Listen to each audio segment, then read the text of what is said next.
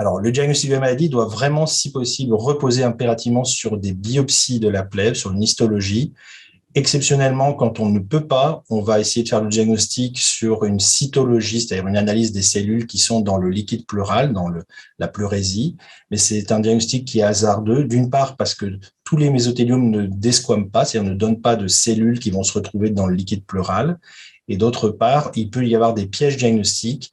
qui peuvent faire confondre ces mésothéliums avec d'autres métastases à la plèvre, même si les moyens diagnostiques sont en train de s'améliorer considérablement avec des nouveaux marqueurs comme BAP1 ou P16. Donc, en général, on va faire une thoracoscopie qui va permettre de faire ces biopsies dirigées, multiples, profondes, et également souvent de faire un geste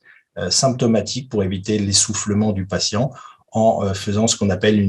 un réaccollement de la plèvre, une pleurodèse en termes médicaux, souvent avec ce qu'on appelle du talc stérile. Alors, globalement, sur la prise en charge, on a la chance en France que l'Institut national contre le cancer, l'INCa, a organisé avec nous maintenant depuis plusieurs années un réseau expert pour la prise en charge du mésothéliome pleural et des cancers rares de la plèvre qui s'appelle donc NetMéso et qui recouvre une composante anatomopathologique ancienne qui s'appelle Mésopath, qui expertise et certifie tous les cas de mésothéliome. Et ça, c'est impératif parce que je vous ai expliqué juste avant qu'il pouvait exister des pièges diagnostiques.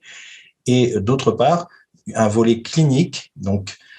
NetMéso, avec des réunions multidisciplinaires, des RCP, qui vont réunir des experts vraiment dans chaque région et au niveau national, qui sont vraiment à même de vous proposer les meilleurs traitements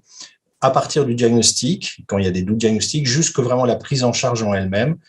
en termes soit de routine avec tous les traitements les plus récents, soit même de vous proposer des essais cliniques pour essayer d'améliorer encore le traitement du mésothéliome pleural pour tout le monde. Enfin, je voudrais préciser que vraiment le réseau expert NetMéso est ouvert à tout médecin qui prend en charge un patient suspect ou qui présente un mésothéliome pleural. Et les patients peuvent demander également à leur médecin expert, si ça n'a pas encore été fait, de faire appel évidemment à ce réseau expert. C'est indispensable, c'est un requis même pour l'INCa que tout patient ait un avis expert par ce réseau quand on a un cancer rare de type mésothéliome pleural.